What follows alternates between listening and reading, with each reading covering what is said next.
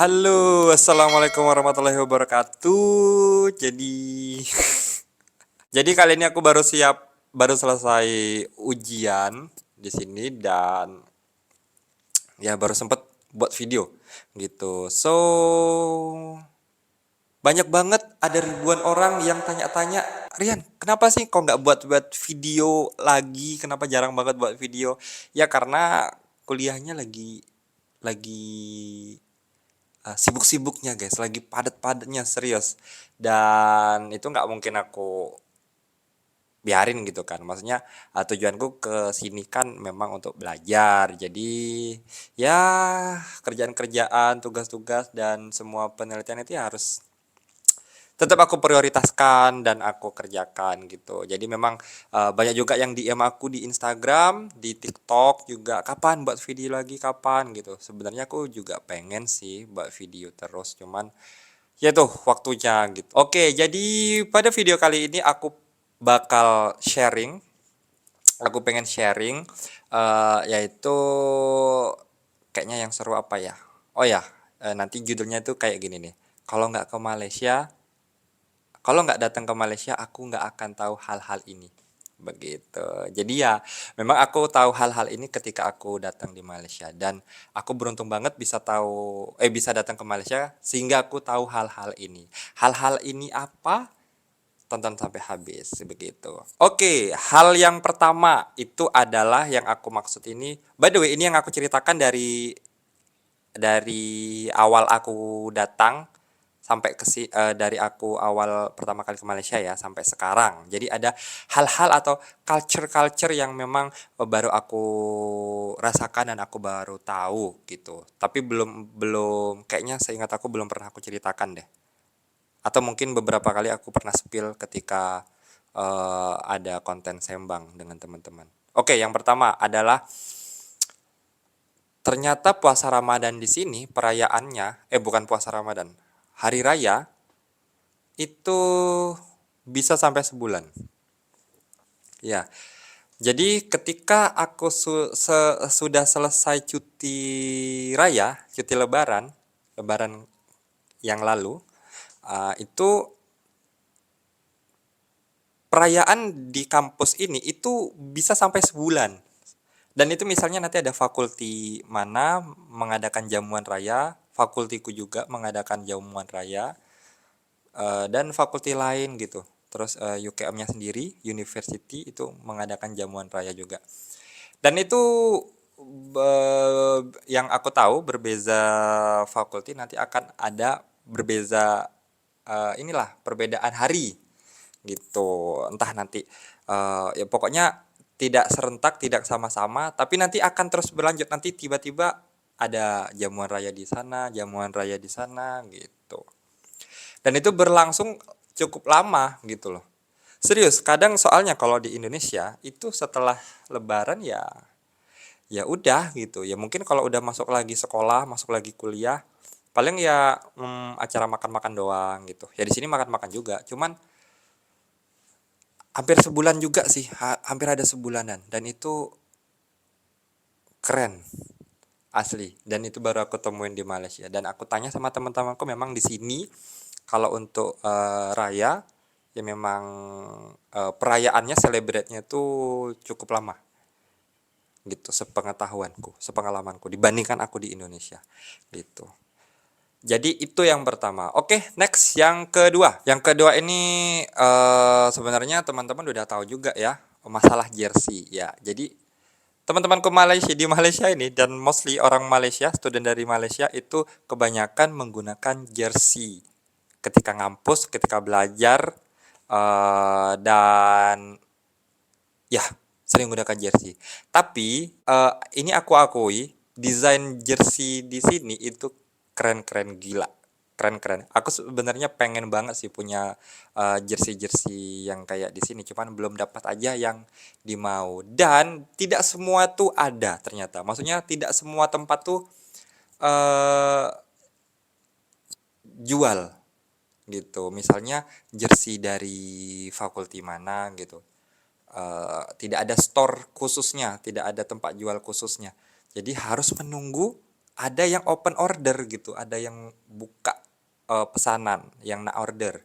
Dan itu biasanya dari apa studennya sendiri gitu. Jadi ketika ada orang yang open order nanti akan dia sebarkan dan siapa nih yang berminat gitu. Dan harganya menurut aku cukup murah di harga Rp30, Rp35 gitu.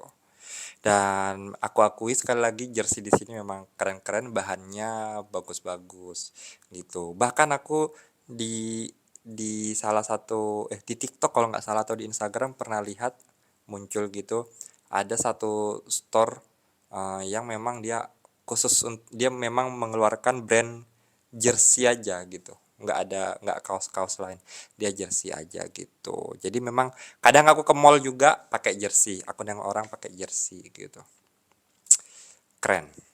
Selanjutnya itu ini aku udah pernah mention juga kalau masalah transportasi umum. Transportasi umum di sini semuanya tuh terkoneksi dengan baik, ya kan. Mungkin sebelum-sebelumnya pengalamanku itu cuma di MRT dan KTM aja gitu. Ternyata sampai bus-busnya juga itu terkoneksi dengan baik gitu. Dan contoh misalnya waktu itu aku naik MRT, kemudian aku ke KL, di KL aku keliling dengan bus, dan di situ kan banyak jenis bus ya. Ada bus Go KL, ada yang green, purple, ada yang apa lagi? Apa lagi warnanya, Bib? Warna bus di KL apa warnanya? Ada yang hijau, ada yang ungu, nggak tahu ya. Iya, dan itu rutenya beda-beda dan itu bisa diamati di aplikasi Move It itu. Dan kalau kita tengok waktunya itu memang eh, lebih kurang hampir mendekati sama. Memang kadang ada miss-miss sedikit tapi it's okay menurut aku. Dan berkat aplikasi itu alhamdulillah mengurangi yang namanya tersesat ya. Itu serius, itu memang berguna kali. Jadi kemana-mana aku berani naik bus. Meskipun aku nggak tahu arahnya kemana, tapi dengan aplikasi Movit itu sangat membantu sekali. Kadang aku kalau mau pulang ke Indonesia, aku ke airport itu guna bus juga. Aku nggak tahu misalnya mau pakai bus mana, cuman di Movit itu kita arahkan aja kayak saya mau ke airport atau saya mau ke KL. Nanti dia akan bagi opsi-opsi kita mau naik bus kah atau naik yang MRT KTM, nanti dia akan arahkan dan kita tinggal ikuti aja. Dan sudah ada harganya. Misalnya kita naik bus apa, harganya berapa, yang biaya yang kita keluarkan berapa. Dan itu sudah terkoneksi dengan baik. Begitu, gila sih, keren. Keren banget cuy. Itu salah satu hal yang aku apresiasi banget untuk Malaysia. Karena dengan itu eh jadi gimana ya, nunggu bus itu nggak kebingungan, nunggu bus itu jadinya nggak ini jam berapa sih datang gitu, ini jam berapa datang. Karena kalau di tempatku di Indonesia, aku nggak tahu kalau di kota-kota besar kayak Jakarta dan yang lainnya, tapi kalau di Pekanbaru itu belum ada aplikasi yang mengkoneksikan itu, yang menunjukkan itu, setauku belum ada. Jadi kita hanya ya kalau di bus stop ya nunggu aja, kalau datang naik gitu. Dan ya begitu. Tapi kalau di sini kita tahu kurang lebih nanti jam berapa dia datang. Jadi kita bisa prepare kalau kita mau beli something dulu di sekitar situ boleh, atau mau ya jadi maksudnya kita tahu waktu kapan kita harus di bus stop gitu. Dan kalau udah naik bus pun akan muncul di aplikasinya kayak apa? Pemberhentian-pemberhentian yang akan kita lalui. Begitu, naik bus nomor berapa dan segala macamnya. Pokoknya keren banget dah, pokoknya gara-gara itu aku jadi senang banget naik public transportation. Jadi kalau teman-teman ada follow TikTok itu saya ada buat video pergi ke Putrajaya. Nah, karena waktu itu aku ada something yang mengharuskan untuk pergi ke Putrajaya karena mau datang ke suatu jabatan geologi ke situ untuk bersilaturahmi. Dan itu untuk pertama kalinya aku ke Putrajaya. Selain ke IOI ya, maksudnya IOI kan itu maksudnya mall. Tapi kalau untuk nengok Putrajayanya itu baru pertama kali untuk melihat kotanya seperti apa. Dan tanpa aku sadari ternyata bangunan yang aku datangin itu adalah dekat dengan Masjid Putra. Dan untuk pertama kalinya aku melihat Masjid Putra itu sangat luar biasa, dikelilingi oleh danau. Dan ketika aku jalan-jalan di situ, bangunannya itu memang di situ kalau nggak salah aku memang pusat pemerintahan gitu loh. Jadi banyak bangunan-bangunan yang tulisannya itu kayak jabatan apa, jabatan bendahara atau apa gitu.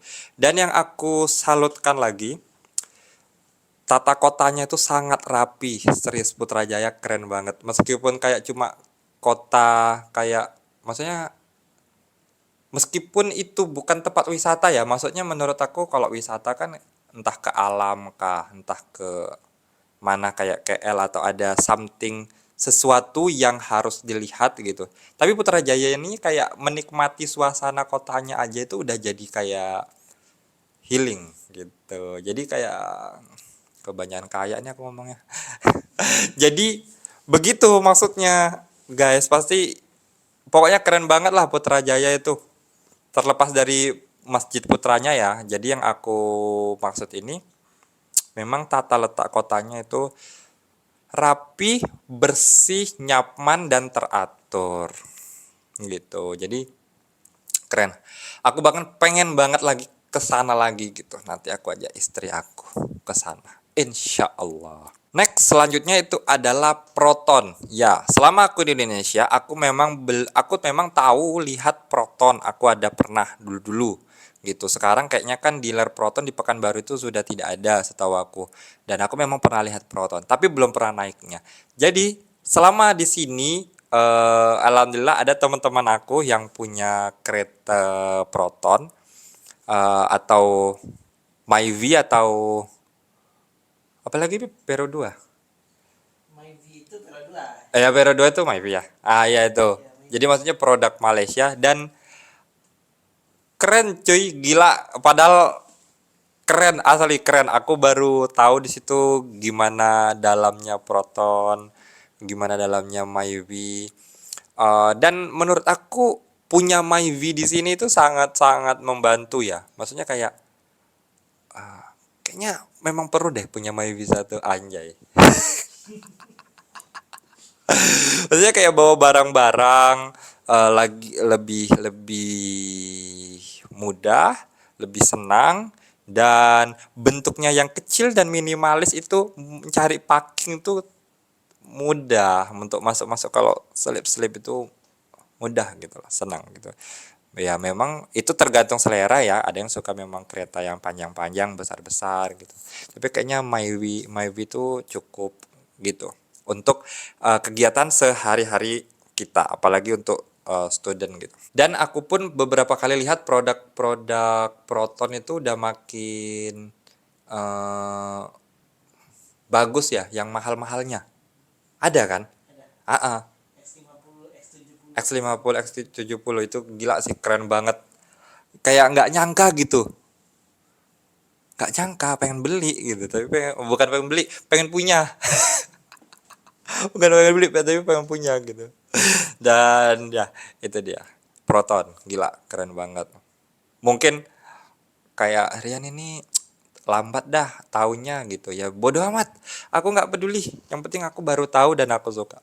Nah terus yang selanjutnya ini adalah masalah tenaga kerja Indonesia, TKI gitu. Kalau aku nggak ke Malaysia, aku nggak akan tahu ternyata sebanyak itu pekerja Indonesia di Malaysia.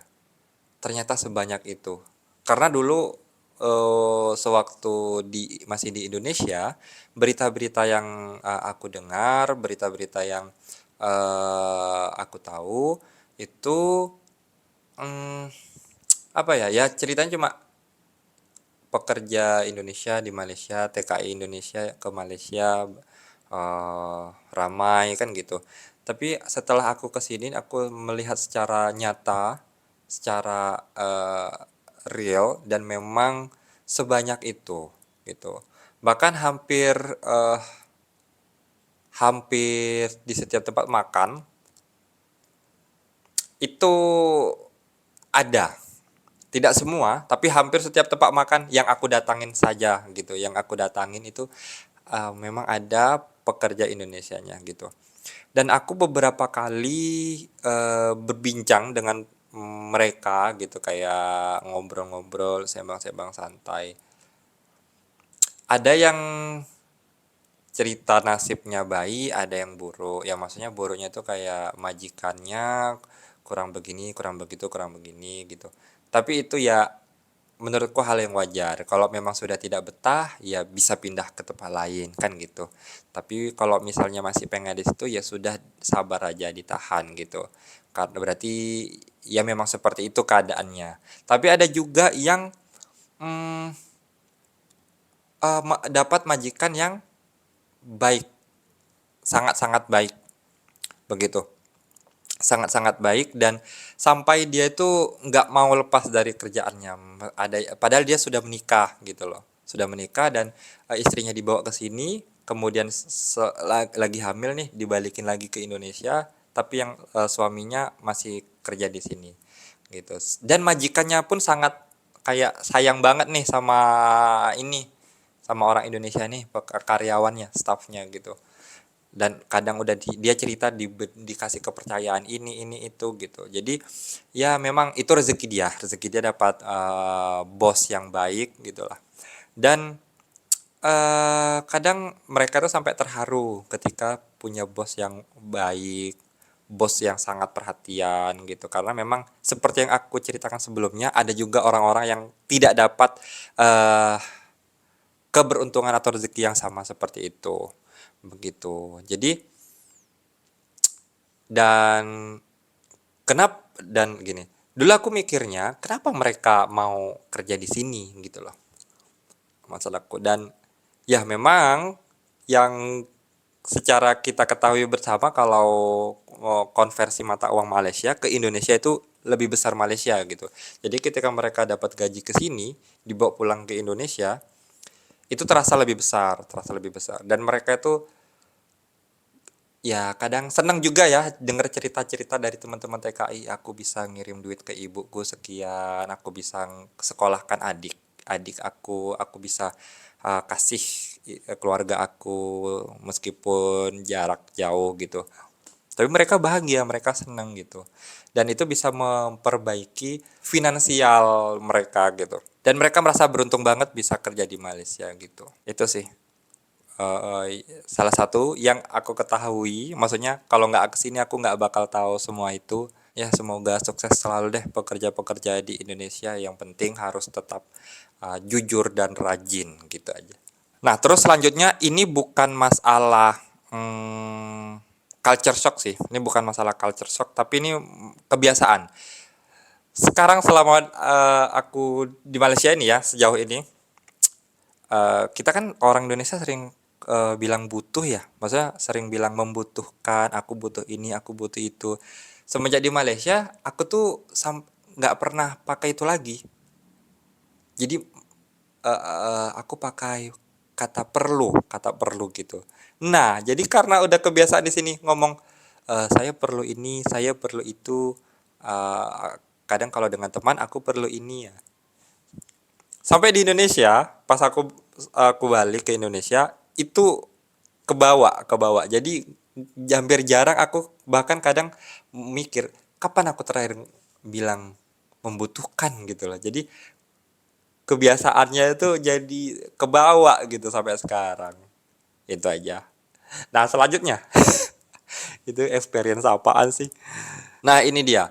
Awal aku datang ke sini, aku tuh shock banget dengan porsi makan yang ada di kedai mama kah, yang ada di kantin-kantin di sinilah gitu. Eh, Kalau beli makanan gitu porsinya tuh banyak gitu. Gila, banyak.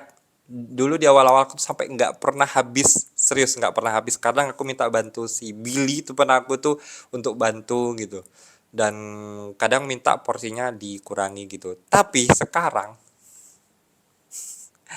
habis guys, habis gitu. Aku bisa habiskan tuh nasi kandar tuh yang dulu aku gak habis, sekarang bisa habis gitu. Karena udah terbiasa dengan mm, porsi-porsi yang besar gitu loh. Gitu. Ya meskipun kekenyangan juga, tapi sekarang tuh udah bisa menghabiskan lah. Kalau dulu serius, dulu jujur nggak jarang habis, jarang banget habis. Kan mubazir ya gitu. Jadi ya itu dia. Kalau nggak ke Malaysia, aku nggak akan mengalami experience dan pengalaman-pengalaman uh, yang berharga ini menurut aku. So itu dia pengalamanku yang bisa aku sharing pada video kali ini. Doakan aja semoga tadi aku lancar di sini dan bisa ada waktu lain untuk buat video-video seterusnya gitu. Serius guys, aku pengen banget buat video YouTube secara rutin gitu. Tapi memang lagi sibuk-sibuknya dan ini aja baru selesai ujian gitu. Insya Allah kalau ini cuti sem ya. Oh iya, insya Allah nanti bisa buat video selanjutnya. Oke, demikianlah teman-teman yang bisa aku share pada kali ini. Jangan lupa like, comment, dan subscribe. Kalau ada yang keliru dari perkataan saya, mohon dimaafkan. Cici dan puan-puan. Kunci dan puan sih. Tuan-tuan dan puan-puan gitu. Saya Rian Bekti. Bye-bye.